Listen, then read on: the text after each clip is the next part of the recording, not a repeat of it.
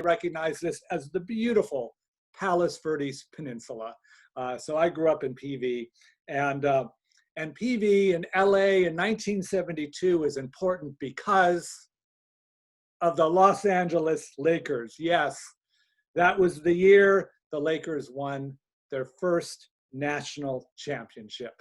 And to date myself and maybe date a bunch of you, this was the era of Wilt Chamberlain, who of course still holds the NBA record for most points scored in a single game with 100 points. This was before the three-point clock. But if you know Wilt Chamberlain, you know he probably never took a three-point shot in his life. That notwithstanding, some of my diehard basketball fans do remind me he was not a Laker when he scored 100 points, but still, we're going to take credit. And if you go back to that era, you know that the Lakers used to play in Inglewood's fabulous Forum. This is before they moved downtown to Staples. But as it turns out, they weren't the only basketball team to play at the fabulous Forum. Because when I was in third grade, my mom took my brother and me to another game. Okay, I'll have to tell you, that's not a third grade picture of me and my brother. I went looking for pictures of the three of us, and I found that I just love that picture, so I just put it up. That's actually when we're toddlers, and we're actually in Manhattan when we lived on the Upper East Side. So, well, Mom took Jeff and me to see the Harlem Globetrotters, and it was fantastic. We saw the skill and the antics of Meadowlark Lemon, Fred Curly Neal, and they offered a new course direction in life. In fact, I loved it so much that as soon as the game was over, I turned to my mom and made the following proclamation. When I grow up, Mom, I'm going to be a Harlem Globetrotter. Crushing my spirit, Mom told me, no, you're not. And when I asked why, she said, because you have to be black to be a Harlem Globetrotter. And at that moment, I realized that I was white, that the Globetrotters were black, and that it meant something. Well, apparently, I was a slow learner. I grew up at Temple Beth Ellen Center. Some of you may know it because you're from the LA area, down in the South Bay and San Pedro. And when I was growing up in the 70s in the Reform movement, we had three parts of the religious school curriculum. Of course, we always had to do the holidays, but we every single year learned that the Holocaust was terrible. And I just want to let all the Jewish educators who are out there know, showing the French Holocaust film Night and Fog to first graders, not a good educational idea. I'm still getting over the trauma now. It's okay. Number two, we learned about Israel and the Chalutzi movement, the pioneers, and we loved Tu B'Shvat, the holiday of the trees, Yom Ha'atzmaut, Israel Independence Day. We would get these cardboard cards, and maybe you remember them, that had 10 slots in them. And if you could put a quarter in every slot and bring it in, you would get a tree planted in Israel. Now, some folks in earlier versions told me that their card you filled with dimes. You know, now we don't even use coins anymore, so who knows? By the way, for the mathematically challenged, that's $2.50 per tree.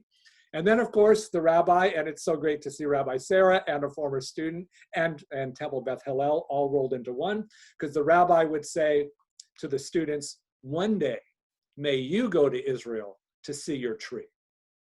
Well, I did get to Israel. I did go looking for my tree. I couldn't find it because only later in life did I learn you need to buy 10,000 trees, a grove, before they'll actually put your name on it. Well, the third part of the curriculum was always Jews and social justice. And here, of course, is the famous picture of Dr. Martin Luther King Jr., Rabbi Heschel, and that could be, I think, John Lewis over on the left as well, and this famed march from Selma. Well, with all this as upbringing, I arrived on the campus of Cal Berkeley in the fall of 1902, and here's just one of my favorite shots from the top of the Berkeley campus over the San Francisco Bay. And for those who may not know Berkeley or the Bay Area, this is where Mario Savio changed the world, leading the free speech movement. Here is one of his speeches from the steps of Sproul Plaza. And I just want to give a shout out to Rabbi Devorah Marcus in San Diego. I did this talk for them last week without even realizing that her dad took this picture. He was one of the most prolific student photographers of the free speech era. And in fact, all of his pictures are now in the Free Speech Cafe in the undergraduate library on the Berkeley campus. So I thought that was pretty cool. If you want to look at this scene from the other view, here's Sproul Plaza now facing the steps where Mario Savio made his speech. And for the Berkeley grads who are here, go Bears, I say first, and you remember Sproul Hall or Sproul Plaza, you would walk down the walkway, and all the various student groups would bring their tables out. And they put leaflets and flyers on the table, and you pick up what you wanted. So of course, I started at the Hillel table. Back in those days, we called it the Jewish Student Board. And if you look at the shirt that she's wearing, it could say Berkeley for Berkeley Hillel. But since it has no vowels, it could also be Barak Lee, a storm is upon me, or it could simply be the vegetable broccoli. Now, we had a lot of fun playing with this. A later version of the shirt added the vowels, and we asked them to remove them so we could see, with a little bit more creativity.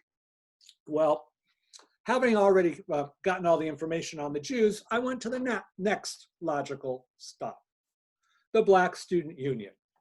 And there I introduced myself to one of my classmates, and I said to him, let's start a Black-Jewish dialogue.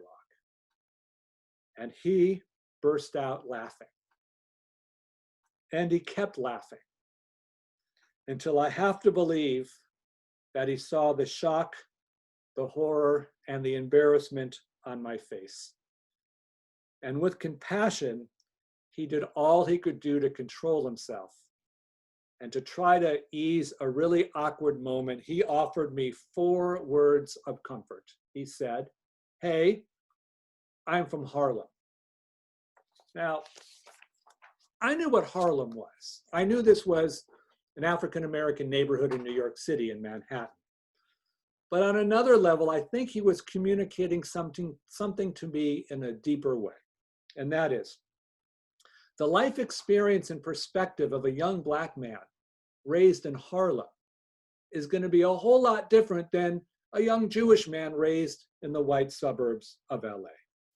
Well, he, in an attempt to be quite nice, said, look, I don't think anyone in my group is going to be interested in a Black-Jewish dialogue, but I'm happy to make the pitch for you.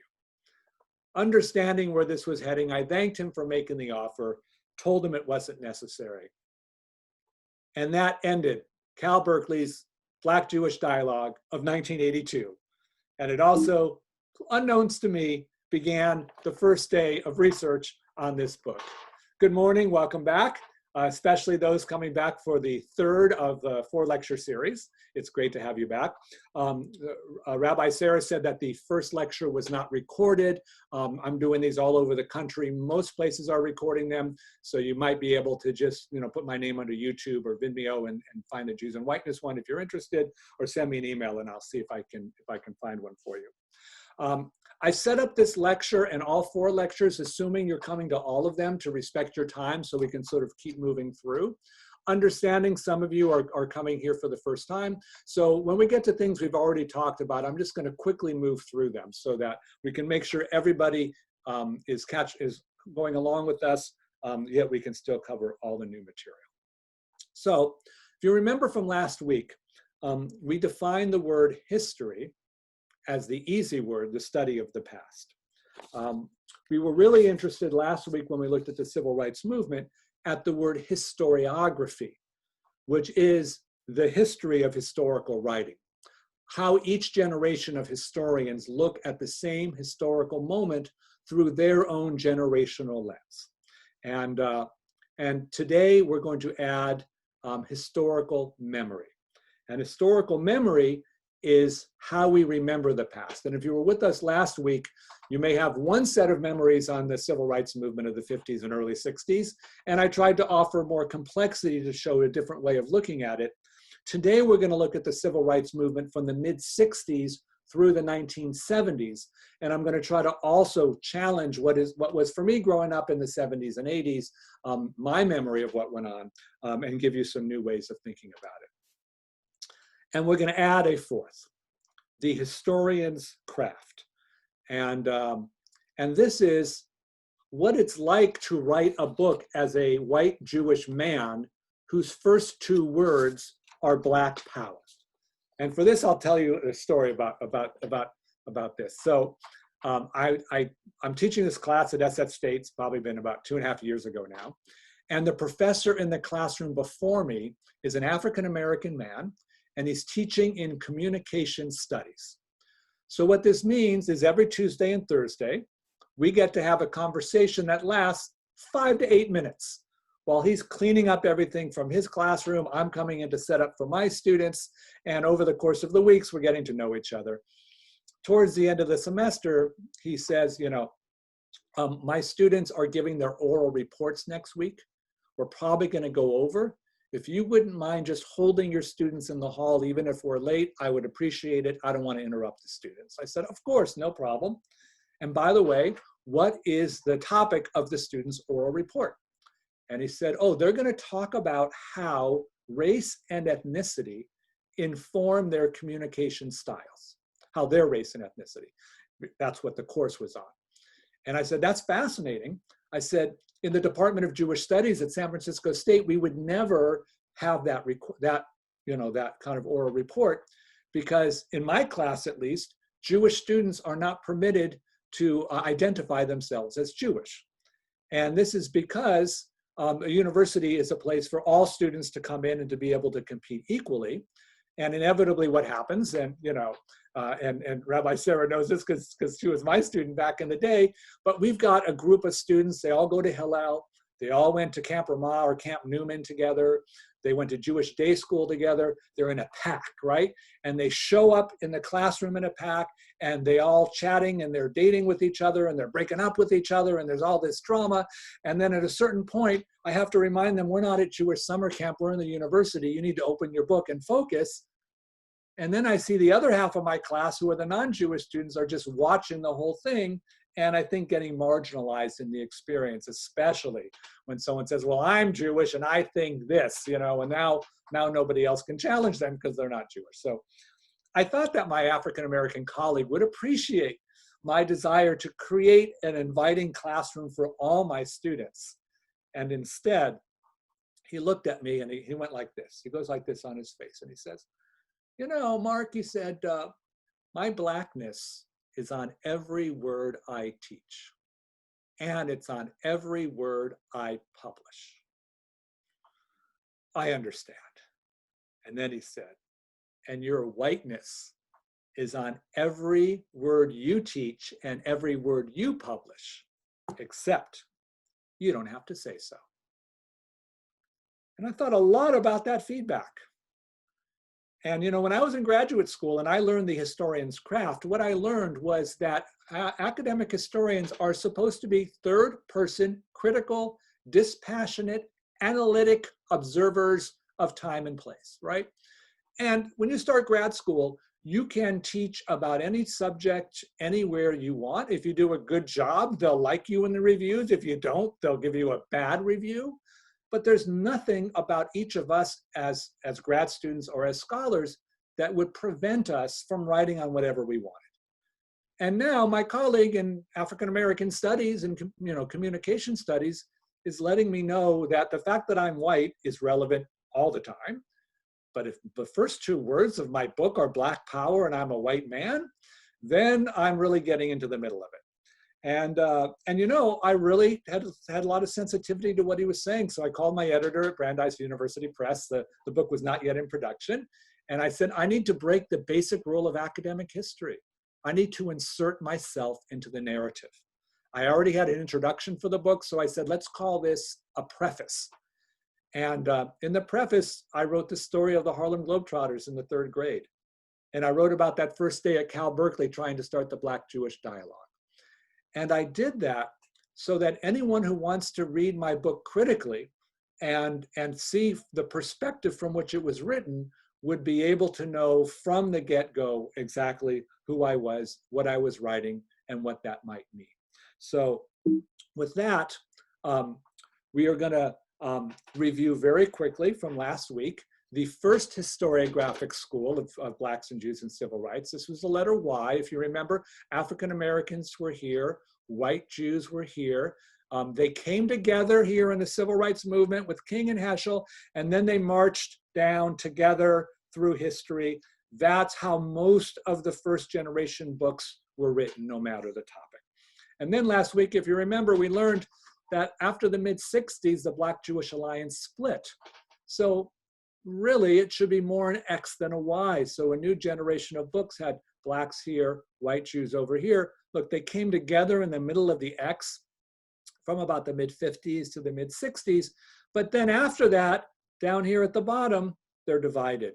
And we spoke about maybe in the last 3 or 4 months with the National Reckoning on Race, maybe we're coming together now. We can talk about that in Q&A today, or certainly we can talk about it next week because we'll be getting much more into it. So what we're going to do today is now push beyond the second historiographic school, and now we're going to look at the next third generation of thought. All right, and now we're going to have a quiz. And this is a quiz for all of you. And don't unmute yourself yet. Wait a moment. But when don't unmute yourself yet. Hold on.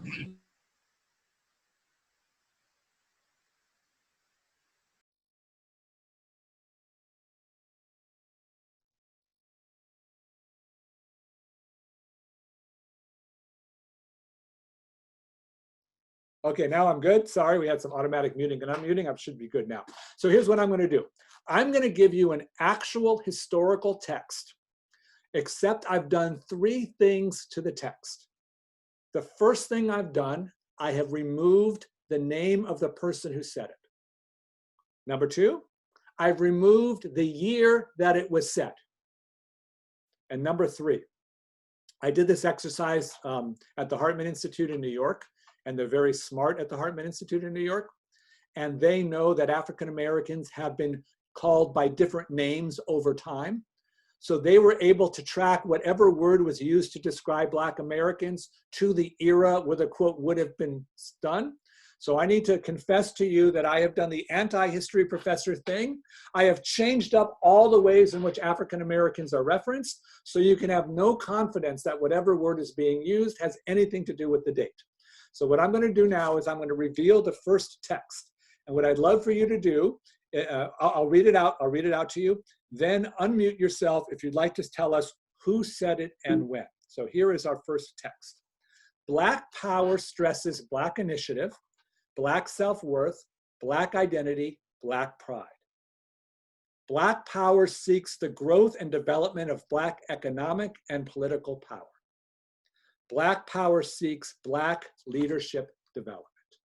Okay, so anyone would like to tell me who said this and when? And if you don't know exactly who, like what kind of person would say this and about what time, or as best as you can figure that out. And if you want to put it into the chat, you can also put it into the chat too. Guess, W.E.B. Du Bois, 1915. Okay, is that Jerome saying that? Okay, Jerome, excellent. W.B. Du Bois, 1915. And wow, you're very good, Jerome, because let me just tell everyone who that is. W.B. Du Bois, the first African-American to earn the PhD from Harvard, the leading Black intellectual of his generation, the author in 1903 of The Souls of Black Folk. He is the one who said that the problem of the 20th century is the problem of the color line. An excellent answer. So let me do the big reveal here so we can see Du Bois's picture. Oh, wait, Jerome. Oh, no. It wasn't W.B. Du Bois. It was the American Jewish Committee of 1969. So, Jerome, first of all, I'd like to thank you for that answer. That is what I call the correct, incorrect answer. Well, you see how influential he is? That he could even influence Jews 50 years later. There we go. We're going to get to that in a moment because, well, let's go back to the quote. Most folks will give me a Malcolm X or a Stokely Carmichael. They don't even know who Du Bois is. Well done. Black power stresses Black initiative, self-worth, identity, and pride. Black power seeks growth and development of Black economic and political power. It seeks Black leadership development. These are the words of an advocate of Black power. Du Bois would have said this. Stokely would have said this. Malcolm X would have said this. But sitting in the archives, it's the American Jewish Committee. The American Jewish Committee, for those who may not be aware, is a national Jewish self-defense organization. It's politically in the center or center-right even. And there is no way on earth I would have ever imagined in the historiography that the AJC would say this, because I always learned that the Black Jewish Alliance was great under Heschel and King, arm in arm marching, and then Black power, Black nationalism, Black anti-Semitism in the mid-60s. It takes this wonderful interracial alliance, it divides it, whites are purged, Jews are purged. Everything after the mid-60s was just terrible because we lost sight of where we were back in the good old days. If it turns out the AJC was supporting Black power in 1969, when things were pretty intense, that told me, sitting in the archives, this one was in New York City in Lower Manhattan, that that the previous versions of the history are not right, and my historical memory wasn't right. So let's look at text 2. This is not a quote, it's just a question. How would the ADL, the Anti Defamation League, respond to the rise of the Nation of Islam? Remembering that the ADL is the chief Jewish organization fighting anti-Semitism. And the Nation of Islam is now led by Louis Farrakhan. It was led by Malcolm X before that, by Elijah Muhammad before that.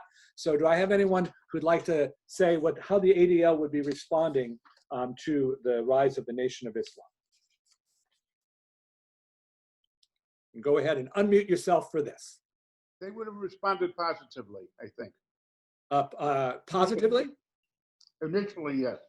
Okay, and why initially, and then what would happen afterwards? I think they became threatened later. Wallace Muhammad, I met, by the way. Oh, no kidding. Yep. Fantastic. Okay, what's your name? Norm Blas. Norm, okay, great. I think I see Candace there, but I want to make sure I got your name right. All right, so Norm, excellent. And so here's the story. And Norm is right on, because in 1959, Time magazine ran a cover story on Elijah Muhammad, who was then the leader of the Nation of Islam. And it was what you call in journalism a hit piece, because it talked about him being anti-white, sort of a reverse racist, an anti-Semite, and it said terrible things about him. In the archives, I found a confidential memo from the ADL's Arnold Forster to all of his regional officers. And the memo said, Time magazine notwithstanding, we have no documentable evidence of anti-Semitism on the part of the Temples of Islam movement or Elijah Muhammad. Now, that would make no sense at all, because Elijah Muhammad was an anti-Semite, and Time magazine articulated all of the anti-Semitism. But as Norm points out, and I think Norm's extra because he's actually met him, for some reason, even the ADL was downplaying the anti-Semitism of the Nation of Islam. So the next kind of slide would be, all right, if that was the ADL, how about the American Jewish Committee? How would they respond to the Nation of Islam? Well, for the AJC, also in 1959, there was word that Elijah Muhammad was going to give a speech in a northern New Jersey metropolis. Why don't we call it Newark, shall we? And the AJC was concerned about what he was going to say, and they wanted to go undercover and surveil Elijah Muhammad's speech to see if he would be a threat to Jews. Well, I don't think they had any Black Jews in the Newark chapter of the AJC in the late 1950s, and sending a white person with a clipboard into an Elijah Muhammad lecture is not a good way to go undercover. So in a relationship that may cause us a little concern, the city of Newark and the AJC joined forces to go undercover. And an African-American member of Newark's Human Rights Committee went in and took notes. And then he wrote up a report, and then he sent it to the AJC. And the report said that it was a speech with between 1,500 and 2,000 attendees. that Elijah Muhammad offered a cryptic statement that, quote, they killed Jesus and he was preaching good. That's the deicide. That's Jews as Christ killers. That's like the first and worst anti-Semitic trope ever. And the AJC responded that they were more concerned with his anti-white statements, and they did not consider him to be anti-Semitic. So with the exception of Norm's great insight and Jerome's knowledge of W.B. Du Bois, what I'm noticing here is a distinct pattern, that historical memory does not match the sources, and the historiography doesn't match the sources. And you can probably tell already where this talk is going. So now I'm going to introduce the Professor Dollinger Honor Code. And that is, from here on in, when we have the quotes, you can't change the answer you would have had an hour ago, because now you know that whatever answer you have is going to be the correct, incorrect answer. We've got to go with what the original thought is, and then I'll tell the story. So 38 Black Muslims were jailed in Lorton, Virginia, and they were, quote, forbidden to wear medals symbolic of their faith, although that privilege is accorded to Catholics and Baptists. So what would be the response? In this case, it was the American Jewish Congress. And back in the days when we could actually be face-to-face with one another, I would put you all into chevruta, into pairs of two as study partners, and each of you would get one of these. You would be forced to write your answer down so you can't change it now that you know it's wrong. And then, of course, I can't imagine a Jewish organization would be an advocate for Black Muslims who are imprisoned for their religious rights, even though, of course, American Jews believe in religious rights. And sure enough, Shad Pollier, the leader of the American Jewish Congress, here he is meeting Dr. King, wrote a letter to the prison warden demanding religious freedom for Black Muslims. And while I still think that's consistent with our beliefs and policies in the organized Jewish community today, I can't imagine national Jewish leaders would be writing letters to prison wardens. Text 3. The long-standing African-American distrust of white people, born of oppression, is manifesting itself in a growing spirit of go it alone. Blacks were already, this person said, reevaluating their alliances. They had come to know their strength in the political and economic arenas. The person who wrote this predicted a period of mutual irritation and misunderstanding, followed by what this person described as a spike in new and more active forms of Black anti-Semitism. So any thoughts on who would have said this and when?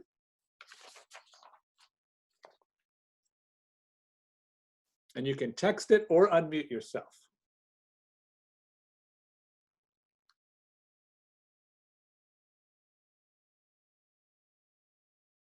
All right, I'll give you a hint. The Black Power movement rises in the mid-60s, 1964, 1965. So if there has been a long-standing distrust of white people from oppression, and there's a spirit of going it alone, reevaluating alliances, knowing strength, there's going to be mutual irritation and understanding, and there's going to be new and more active forms of Black anti-Semitism. The theory here is, and I know you're all bashful because you don't want to be the brave ones to get the correct incorrect answer, it's supposed to be in the mid to late 1960s, right? And it turns out to be 1960. And it's Nathan Edelstein of the ADL. The key here is less that it's Edelstein and the ADL, more that it's 1960. Because according to the way we have understood the Black-Jewish relationship, everything was fine until Black Power. Everything was fine until anti-Semitism spiked in the Black community. Everything was fine until the whites, the Jews, got kicked out as civil rights organizations.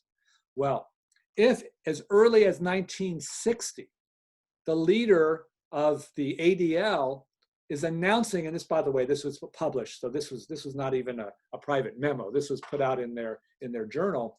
The long-standing, and then the word they used was Negro. The long-standing Negro distrust of white people born of oppression is manifesting itself in a growing spirit of go it alone. In 1960, the most important national Jewish leaders, and I'll say older white men, understood it. They understood the fundamental differences between being white and Jewish and being African American. In 1960, Edelstein and the ADL saw that blacks were reevaluating alliances, that blacks knew their strength. And guess what? In 1960, he predicted the breakup of the Black-Jewish alliance. And he said, hold on, Jews, there's gonna be new and more active forms of Black anti-Semitism. Which for me, as a student of history, robs us of the opportunity to put what's called causality on Black power. Causality is what causes history to happen the way it did.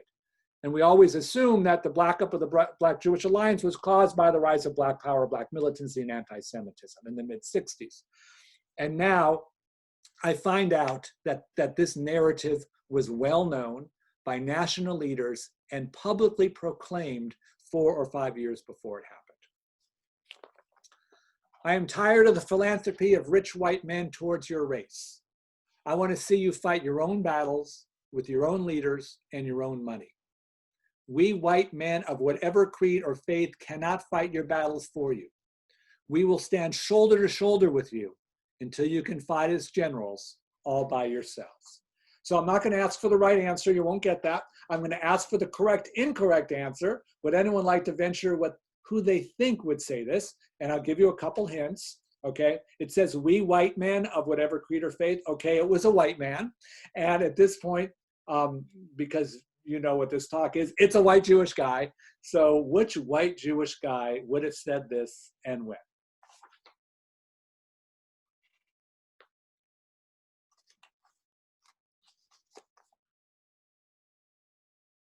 And go ahead and type it into the chat if you'd like. Jerome, want to give it a shot? Yeah, sure. I'm gonna go early and say it's Rabbi Magnus in 1940. Right, excellent. That is really good and really early, because who would have thought that early there would have been a statement like this from 1914, Joel Spingarn. Okay. Oh my gosh. And Jerome, it's important because Joel Spingarn was the founder with W.B. Du Bois of the NAACP with his brother Arthur. And this was a speech by probably the most important Jewish social justice advocate of his generation by definition, because he founded the NAACP. And we'll go back. He is speaking before a Black audience. And this guy in 1914 says, I'm tired of the philanthropy of rich white men towards your race. He's criticizing himself. I want to see you fight your own battles with your own leaders and your own money, right? The Maimonides would be very proud about this. This is the highest level of giving, to create self-sufficiency. We white men of whatever creed or faith cannot fight your battles for you. He understood the limits of white and Jewish liberalism. And then he promised, we will stand shoulder to shoulder with you until you can fight as generals all by yourselves. When will Black Americans be able to fight as generals all by themselves with their own leaders? This is going to be Black power. Joel Spingarn predicted the rise of Black power 50 years before Black power, which means we now have to reframe all of last week's lecture. I kind of tricked you. I said that they kind of go in order 1, 2, and 3. Now I'm actually going back to rewrite everything from last week. Because in 1914, it was no surprise what was going to happen. And in 1960, it was no surprise what was going to happen.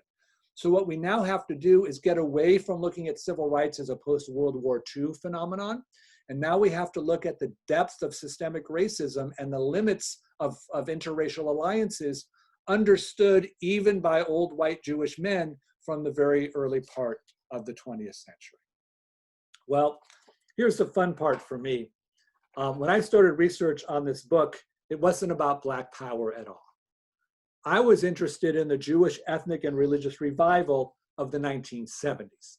And the first title of the book was Turning Inward, because I wanted to understand how and why it was that American Jews turned inward.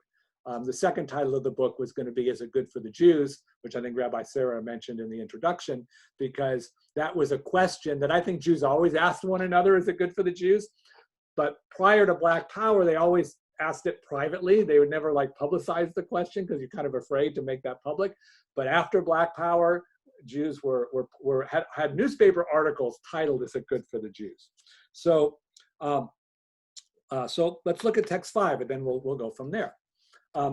Perhaps the saddest element in this whole frightening picture is in the fact that Jews are the people who are best able to understand the rhetoric of Black power, even though they're most directly on the firing line of its attack, right?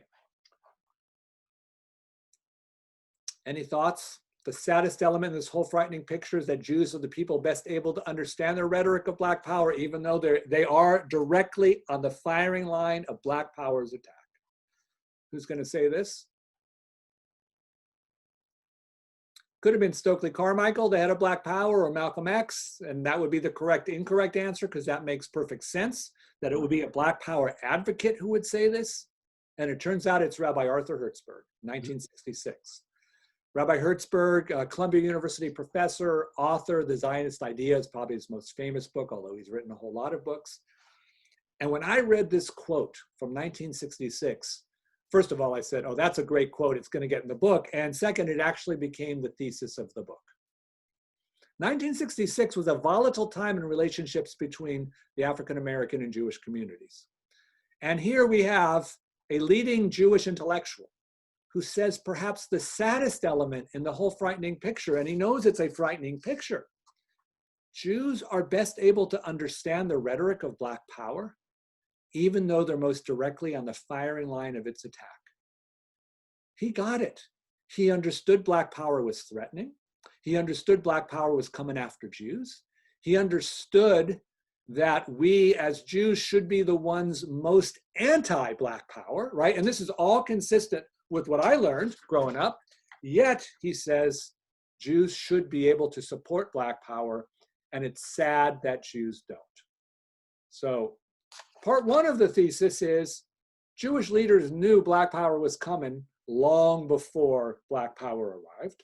Number two, when it comes in the mid-60s, and this is 1966, we have Jewish leaders in the middle of all the tumult arguing that Jews should support Black power. The positive aspect of Black power is its search for ethnic identity. This we should be able to understand and approve. The American Black today is in this respect retracing precisely the experience of American Jews a generation or two ago. And you probably know where this one is going. It's going to be another, yes, Rabbi Roland Gittleson, 1969. And if you were here last week, you remember Rabbi Gittleson in 1948. He was on Harry Truman's Civil Rights Commission. In the 1950s, he sent his congregants, his young people, down to Mississippi. They were the ones arrested, sent to Parchman Prison when we had that discussion in 1961 with the rabbi visits. So I like him so much because if ever there was going to be an American Jewish leader, and he is a leading rabbi from Temple Israel, who is going to not like Black power, it's going to be someone like Rabbi Gittleson, because he's old school. He's like 1948, he's already engaged before anyone knew about it. And in the 50s, he's all in with Dr. King and sending his congregants down. So when he sees the Black-Jewish alliance split, and he sees Black power rise, and he sees the anti-Semitism, I'm thinking he's going to be number one on the list of people really sad that this change has happened. And then this is a sermon he delivered. He says the positive aspect for Black power is its search for ethnic identity. This we American Jews is what he wrote. This we American Jews should be able to understand and approve. Now he's saying that as Jews we should approve it. And he said the American Negro today is in this respect retracing precisely the experience of American Jews a generation or two ago. He pushes beyond Rabbi Hertzberg. Not only does he understand and approve of Black power, but he actually sees in the Black power movement American Jewish history. He is actually constructing a new understanding of Black-Jewish relations. That even though Blacks and Jews are no longer arm in arm like they were with Heschel and King, they are actually following parallel historical paths.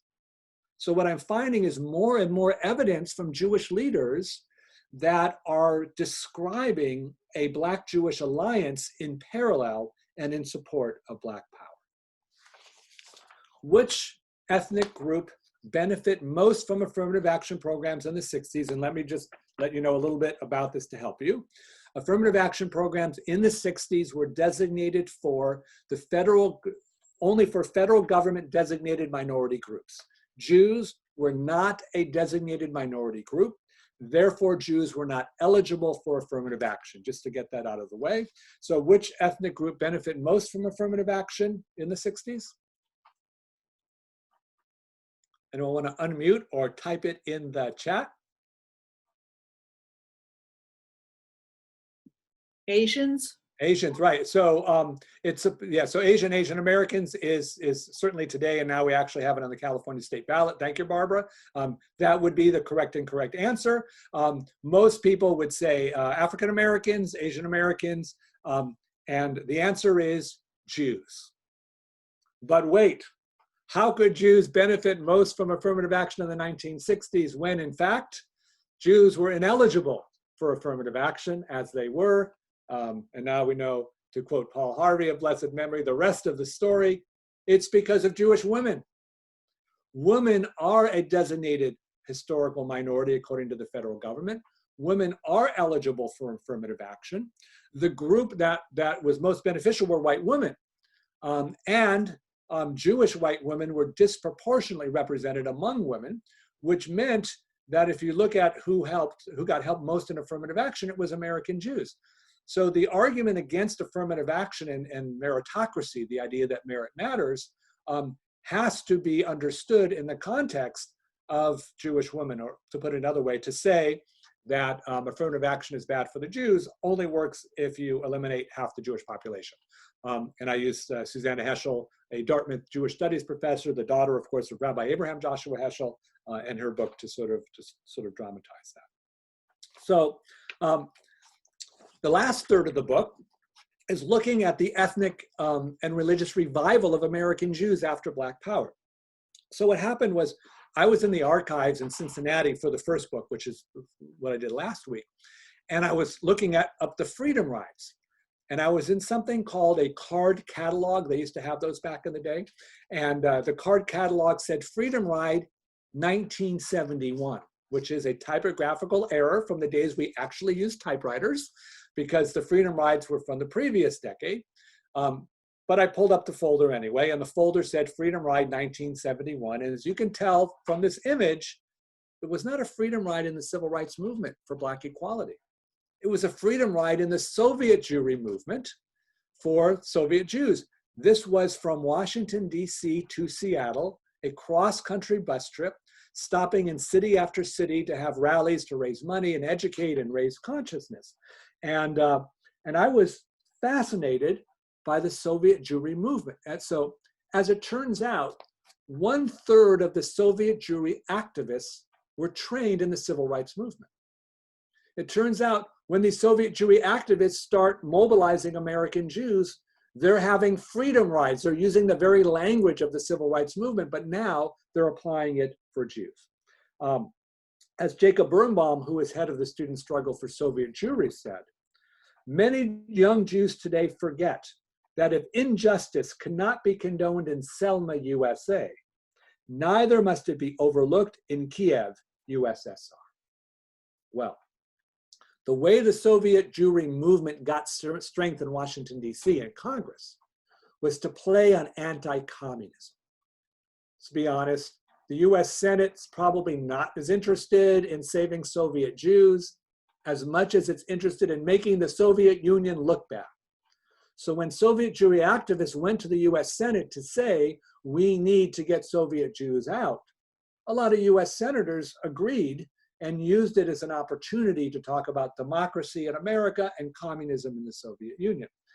Some of you may remember the Jackson-Vanik Amendment, which was a pro-Soviet Jewry amendment, which passed the US Senate, I think, pretty much unanimously. So if it turns out that we're using anti-communism to power the Soviet Jewry movement, as a student of American Jewish history, I'm thinking they should have started the movement a decade earlier in the mid-50s or early 50s, when McCarthy was big, when anti-communism governed everything. Except, how many suburban Jews in the early or mid-1950s are going to leave their houses to demonstrate in the street on behalf of Jews? They're not. Because what they want in the 50s in the suburbs is to finally get to fit in a Christian dominant society in order to become middle-class Americans. I argue that the thing that gave American Jews the cultural permission to take to the streets, to have a freedom bus, was Black power. In fact, Black power was the Black is Beautiful movement, let ethnic, racial, gender groups across the spectrum become empowered. The Latino, Latinx community created Mecha. The American Indian movement formed, and another American Indian group took over Alcatraz Island. Second wave feminism came in the early 1970s as a direct result of the sexism, in fact, within the Black power movement. So I invite scholars from each of those, fields to write that book. I'm looking at the American Jewish one, and I make the argument that we would not have had a Soviet Jewry movement had we not had a Black power movement. That was the flip. So Black power not only wasn't bad for the Jews, even though there were anti-Semites in it, it was good for the Jews because Jews took a page from the Black Power Strategy Handbook and used it, now focusing on Jews instead of on Blacks. Zionism, it's an incredibly powerful case. Okay, in 1948, American Jews were very happy with the creation of the State of Israel. They were relieved with the creation of the State of Israel, especially after the Shoah from 3 years before. That said, after 1948, not a whole lot of American Jews got on boats or airplanes early on and made Aliyah. They didn't move there.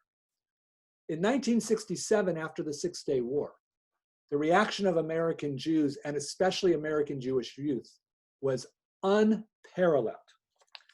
There was a luncheon in New York City the week after the war ended. $18 million they raised in 1 hour. And those are $1967. 7,500 college students called their moms to get their passports and got on planes and went to Israel to help the cause. They did a national survey and found 97% of American Jews expressed strong sympathy for Israel. Can you imagine today 97% of American Jews expressing strong sympathy for Israel? Giving in what was then the United Jewish Appeal, the Israel campaign, doubled in the year after the '67 war than in the year before. Colleges across the country added Israel to their junior year education abroad programs so that college students could go to Israel and study. This is, as a student of history, fascinating to try to figure out why a war in '67 would cause such a disproportionate reaction that even American Jewish leaders were unexpecting. And then, of course, I started looking at rabbinic sermons from the period.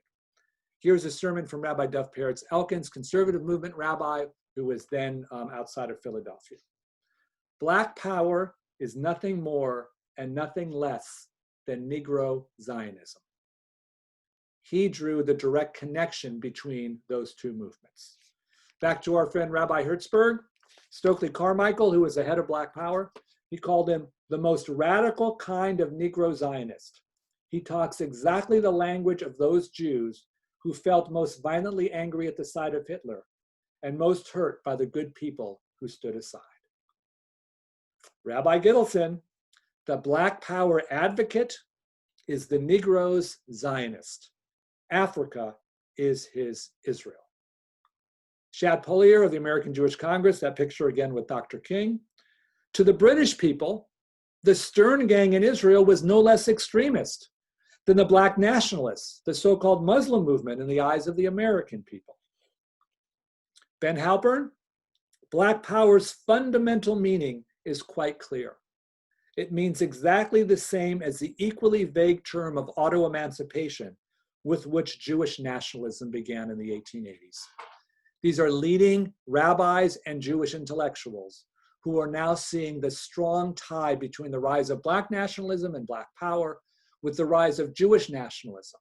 And I would argue if in the 1950s, American Jews were doing all they could to become American by blending in the white suburbs, when the 60s came and free speech and civil rights and anti-Vietnam War and then Black power in the mid-50s, This is what informed American Jews to start looking at their own nationalist sense. So by 1967, and now they're what, 2 or 3 years kicked out of civil rights organizations, or at least leadership in them, they don't know what to do when all the ethnic racial groups around them are going nationalist. And then Israel wins a war in less than a week. It was the perfect war at the perfect time for American Jews. And I argue that their response to Six-Day War had more to do with what was going on in America than what was going on in Israel. And to illustrate this, I'll go back to my alma mater, because Cal Berkeley, after 67, set up in a relationship with the Hebrew University of Jerusalem. And the year after the war, some undergrads, went to discover their true Jewish self by studying in Jerusalem. I just love this image of the American hippie in Israel. And let me set the scene, right? So the scene is that they're showing up on campus at Mount Scopus, and they're wearing bell bottoms and beads and long hair and marijuana and free sex and free love. And they got the whole Berkeley in the 60s thing happening as you look at them. And then they meet their Israeli brothers and sisters who are weeks or months out of service and out of battle. They are conservatively dressed. Their hair is for the men cropped close. And they look at these American Jews from Berkeley and they think they're freaks. So the Berkeley Jews think they've come home to discover their true selves, when in fact, they are revealing their Americanness more than they even imagined. Tradition, as they say in Fiddler on the Roof.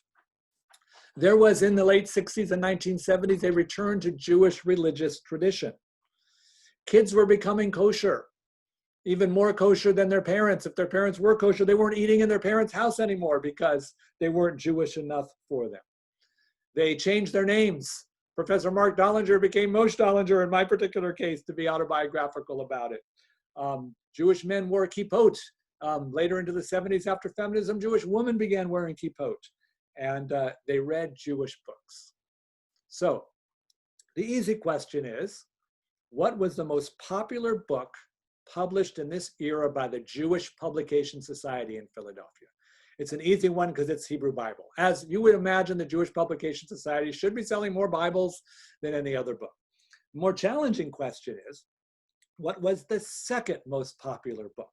And if anyone has a guess on the second most popular, you can type it in the chat or unmute yourself with what you think is the Jewish Publication Society's #2 book. Any thoughts? Some people say The Chosen. That was a good guess, except it wasn't published by JPS. It was the Jewish Catalog. Now, if you don't know the Jewish Catalog, I'll tell you what the Jewish Catalog is. The Jewish Catalog is How to Be Jewish with Macrame. Yes, it's a DIY, do-it-yourself Jewish book. It's based on the Whole Earth Catalog. It's sort of how to braid your own challah, how to knit your own kippah, chapter by chapter of things you can do in order to be more Jewish. And if you look carefully at this particular cover, it has the word first put into it, because this book was so popular. They had a second Jewish catalog. They had a third Jewish catalog. They had a Jewish kids catalog, but they didn't have a fourth Jewish catalog. And here's my theory. My theory is, well, first of all, who's going to buy the first Jewish catalog? Well, a young person, and they're going to be countercultural because this is a countercultural hippy-dippy kind of book. And they're going to buy it because they want to be more Jewish. That's the first thing. Well, first, counterculture. Second, they want to be more Jewish. Third, they have to not know it already. And these kids, these young people didn't know it already because they were raised in the 50s when their parents were trying to get them to blend in. So they didn't have strong Jewish educations. So this took the place. And sure enough, boy, if I was the editor at Jewish Publication Society, the way this thing was selling, I would do sequels. But by the time the number of years passed that the fourth Jewish catalog would have come in, then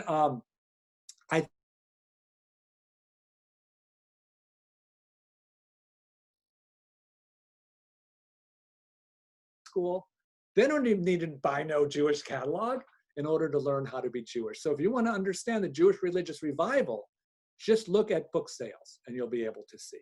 It looks like Rabbi Sarah learned how to tie tzitzit from the Jewish catalog. So, and by the way, when I do this in synagogues, I always come in and I go into their library and I pull all the copies of the Jewish catalog out of the library shelves, and they usually have 5 or 8 of them because of the popularity.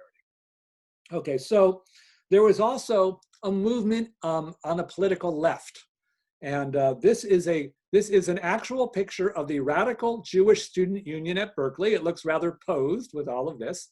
And the fun part was I gave this talk last week in White Plains, New York, and I didn't know that this guy right here was watching.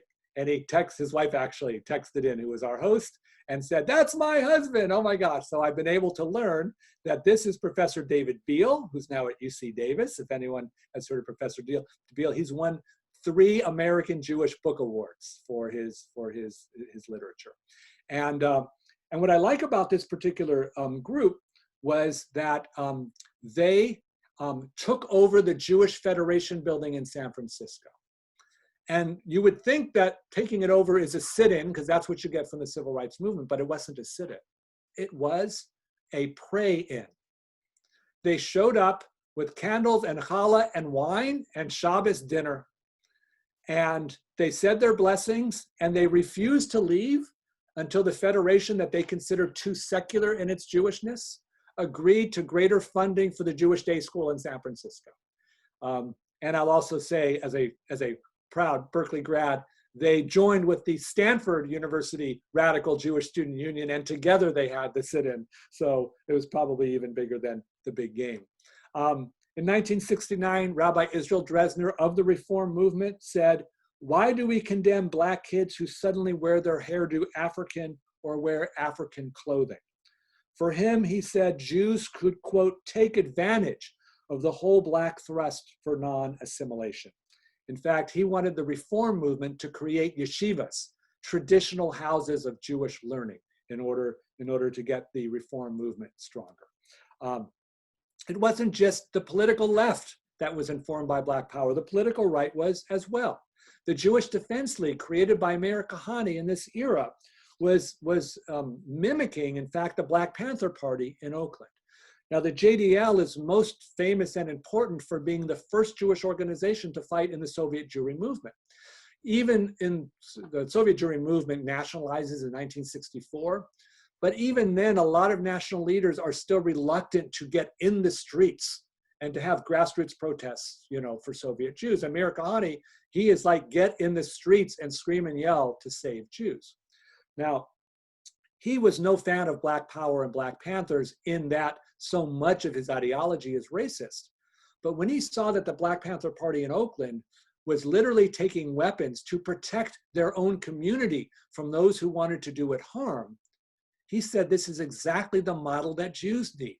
In order to prevent another Holocaust, American Jews need to have vigilante paramilitary police forces walking the streets of urban America, where elderly Jews, poorer Jews, and Orthodox Jews have been left behind in the movement to the suburbs, where the middle-class Jews ultimately went. So we see even the JDL. So our question now is, what letter of the alphabet is best going to represent this new understanding of the Black-Jewish relationship? We've had an X and we've had a Y. So I'll just tell you, I decided a Z only because we need X, Y, Z, even before I figured out how the Z would work. Some people have argued for H, right? But here's my theory, okay? We're going to start here at the top of the Z. These are Blacks and Jews marching along, King and Heschel. Oh, great. Oh, wonderful. Oh, no. We get to Black power in the mid-60s. We go backwards. We split. Now we're divided. But look what happens along the bottom of the Z. Blacks and Jews are paralleling each other. They're not together anymore, but they're doing the same thing. Well, that ended the book. I will tell you, this was my second book. It took me so darn long to finish it. It became my fourth book because I just kept putting it aside for like 20 years. So when I finally got the book in, I knew I needed an epilogue. When you write a history book, my book ended about 1980. You need an epilogue, which is like what happened from 1980 until now in Black-Jewish relations. It's not scholarly. You don't have to research it. You just, And I was just so happy to hit the send key and not wake up every morning upset with myself or I haven't finished the book yet. I figured I'd bought myself 4 to 6 weeks before my editor would get back to me and tell me you need an epilogue. Well, sure enough, 3.5 days later, I get an email. Good manuscript, you need an epilogue. And I'm like, how did you do that so fast? I wanted a break. And she said, it's my job. So it turns out the good news was I ended up having lunch with a friend of mine, Ilana Kaufman. Ilana is the founder and president now of the Jews of Color Initiative. She's an African-American Jewish woman, and we get together from time to time and just sort of chat and catch up on life. And this happened to be, when we went to have lunch, the 50th anniversary of the Selma March with Dr. King and Heschel. And the Reform movement, and I'm going to criticize it, so I'm now owning myself as a Reform Jew too, and the NAACP decided to have a reenactment of the march. This would be to DC. 200 Reform rabbis would be marching with the Torah and members of the NAACP, getting to Washington, and then they're going to have a rally for voting rights. And Ilana looked at me and says, like, where do Black Jews fit in this particular march? And none of my Reform rabbi friends, you know, Rabbi Sarah and all the other, you know, messed this up. But I was concerned that these 200 rabbis are going to come back thinking they were Rabbi Heschel. They prayed with their feet. They were going to give sermons on the high holidays about what it was like for them to risk, even though none of that was true. Fortunately, all my rabbi friends had a more mature response, which is, oh my gosh, look what I've learned about institutional racism. We have a lot of work to do. Let's get started. Well, Ilana and I, we knew it all focused on the Facebook picture. Yes, no offense to this rabbi, you know, because everyone had the picture, white rabbi, Torah, Black NAACP member. Now, I'm not sure if you look behind the two of them, just underneath the NAACP sign, it could be Bernie. I'm not sure if that's Bernie and someone who looks like Bernie, but who knows? So Ilana asked me, where am I in this picture? And then we got into it. And we talked about the phrase Black-Jewish relations, which I use all the time. Black-Jewish relations implies Jews aren't Black, because otherwise it's not relations. What if you're Jewish and Black? And then Ilana looked at me and she offered me critique of my book. She said, you have written 200 words on Blacks and Jews, 200 pages on Blacks and Jews, and not a word on Black Jews. Well, I gave kind of a defensive answer. Well, there weren't too many Black Jews. I'm looking at organizations. I'm looking at white Jewish leaders. You know, I just go through the whole thing. And she's, oh, and I said, my book is about how when Jews think they're doing Jewish things, they're really doing American things, they're really doing 60s things, they're really doing Black power things. That's really what I'm looking at. The line between Jewishness and Americanness is my interest. And she said, well, why don't you go back and reread each of your chapters? And instead of asking what the line is between Jewishness and Americanness, ask yourself, what's the line between Jewishness and whiteness? To what extent is the causality, the cause of history happening, really having more to do with the fact that Jews were white in the post-World War II era, now bringing us back to the first week's lecture, and less to do, or at least all that you argued is actually, you're not even getting at the root cause, and you need to get to the root cause. Well, good for me. I had not yet finished the book. I still had an epilogue, and I decided to make that lunch conversation the epilogue of the book. And by talking about the 50th anniversary of Selma, I could talk about, you know, what's happening from 1980 to 2016 or 2017 at that point. And I could also introduce Jews of color and the way in which understanding a diverse American Jewish community challenges, you know, the XYZ historiography, which means, and I made this invitation in the epilogue, now my book is already dated, there needs to be a new version that's going to look at this through a racial lens rather than through a national lens. Probably a Jew of color will have to write it, and I offered that invitation. So when American Jews thought they were becoming more Jewish, they were actually becoming more American. But only in America and only in the 60s could they be that Jewish. This isn't a story of the Jewish ethnic revival. It's a story of Jews assimilating, in this case, to Black nationalism. There was a Black Jewish coalition after the split of the mid-1960s. It just ended up looking a whole lot different than we imagined. So with that, Rabbi, I'll hand it back to you, however you'd like to proceed. Whew, thank you so much. My goodness, my goodness, my goodness. So much rich information to dive deep into. There are a few questions that have appeared in the chat box. We have a question about, were there any Jewish leaders or Jewish people who were speaking against Black Power rather than in support of Black Power? Oh, yes, absolutely. And these are the ones who were covered in the historiography. So I didn't get into this too much now. Maybe I did a bit last week. The New Left rose in the mid-60s. The Old Left would have been for the New Deal of the 1930s. And what happened in the New Left is the state of Israel went from being the socialist leftist utopia to becoming a Zionist, colonialist, imperialist entity. And when that happened, when that reverse happened, communities of color began to ally themselves with Palestinians. And now, Israelis, rather than being your ideal socialist creating a kibbutz or a moshav, now became the Bull Connor sheriff police of the Jim Crow South. So a lot of anti-Zionism came out of the rise of the New Left in general, and those in the African-American community who embraced the New Left and brought it together. And there was some famous and infamous straight-out anti-Semitism that came out too. So now we have the question of historical memory and historiography, which is how are we going to read this? And I always read it as causal, as that was the reason for the breakup, because some of it was just awful, and it's well published. So then when I sat in the archives and found all over the place all of these quotes, and I just gave you the highlights because we had to get through this in an hour, that you could actually write an entire book that's going to have the public statements of white Jewish men leading national Jewish organizations that are going to say positive things about anti-Zionists and anti-Semites. That to me was historiographically the most shocking and the most interesting. And then what it does is it forces us to have a more complicated understanding of what was going on. You don't by chance see any of this as relevant today? Yeah, thank you. Okay, so we're going to talk a lot about this next week, I am sure. So first I'll give you my joke answer, then I'll give you my serious answer. If I haven't given you my joke answer yet, I'm an historian. It's tough enough to predict the past. So I'm typically asked to talk about the present or predict the future. I'll leave that to the social scientists. That's what they're trying to predict the future. And of course it's relevant, right?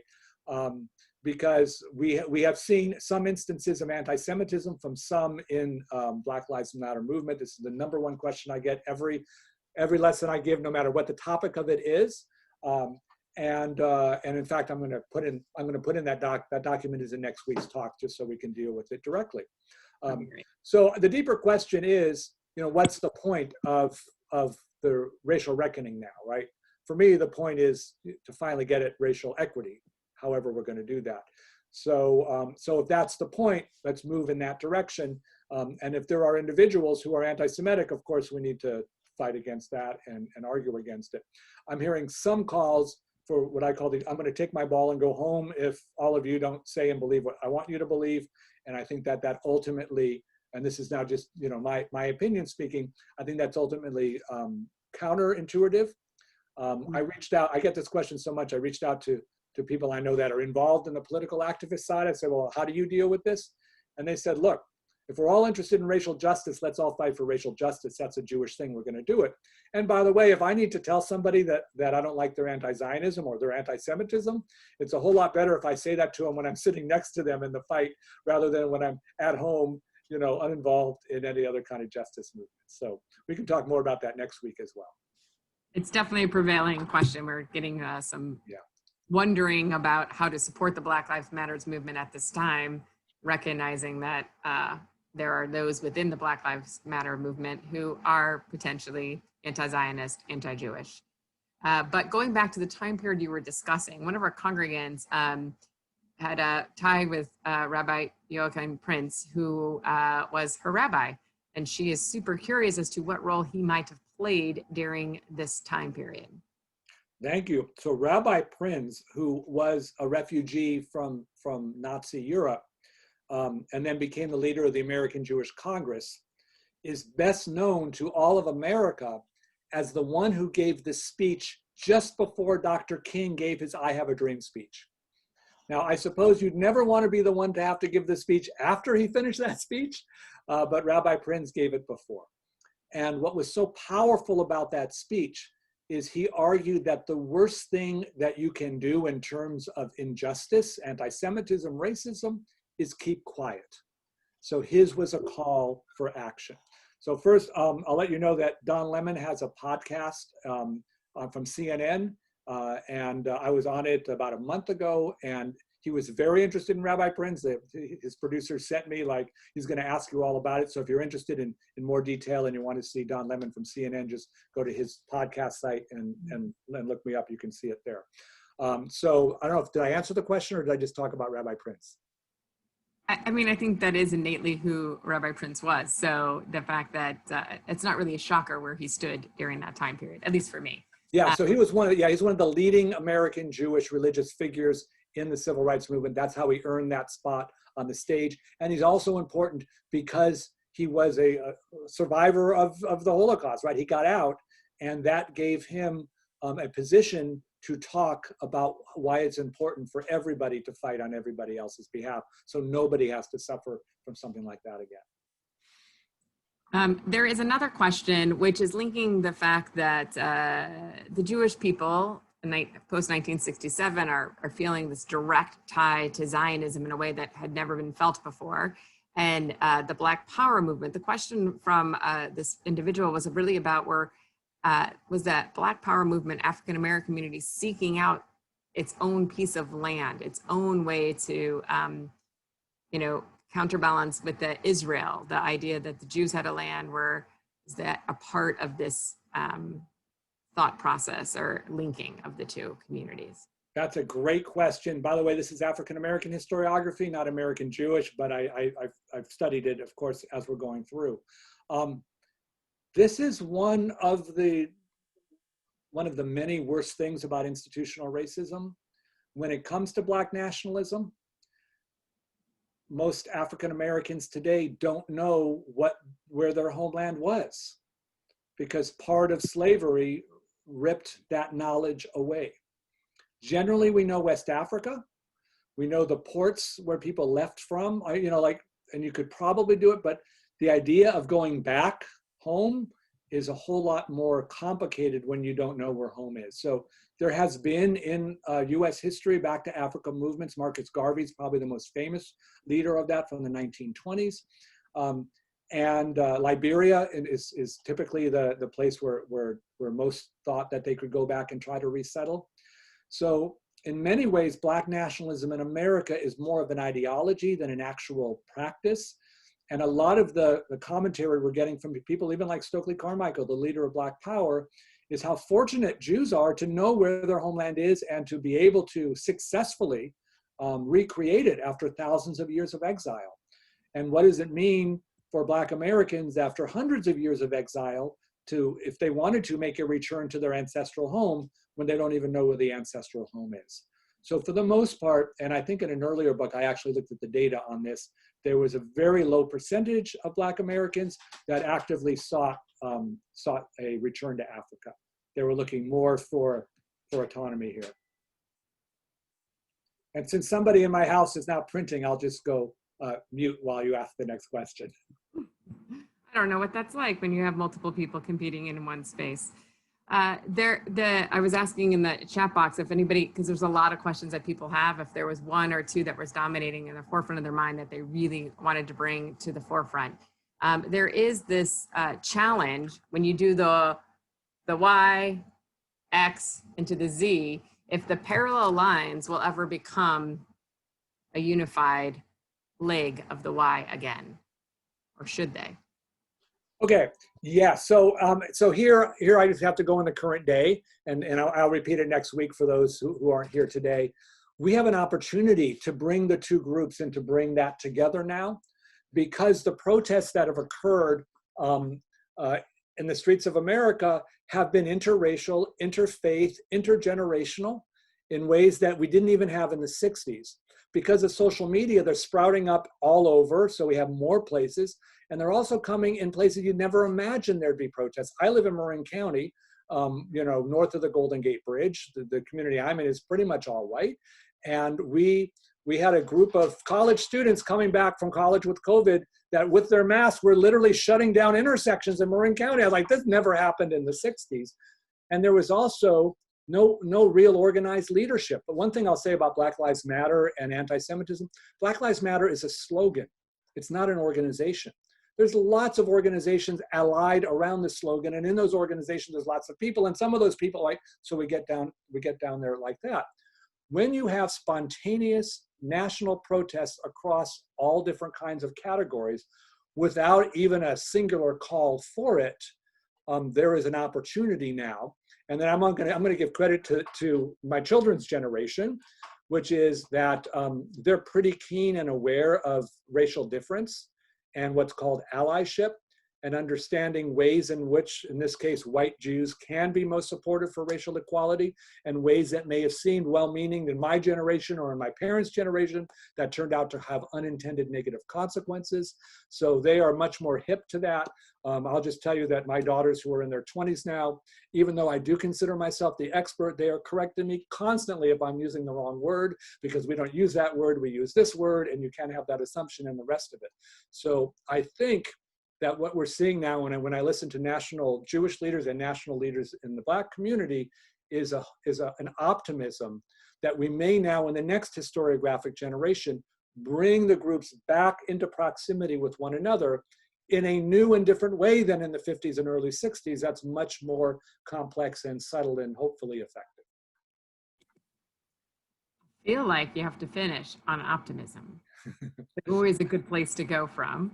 And I think that you've taken us through this march of where the Jewish community and the Black community, there was a divide and an increase in some tension, but also how it really helped the Jewish community form its true identity in this time of, in their own American Jewish identity. We get to see where we go next week. My answer, I understand that when we spoke earlier, is that next week could be really challenging.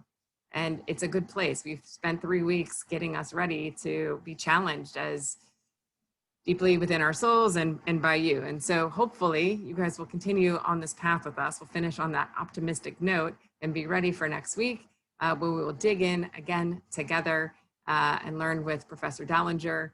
And I think with that being said, we should say a little Shavua Tov to one another, and we'll see you in a week, my friends. Shavua Tov, everyone. Take care, be healthy, everyone. See you next week. Thank you, Professor.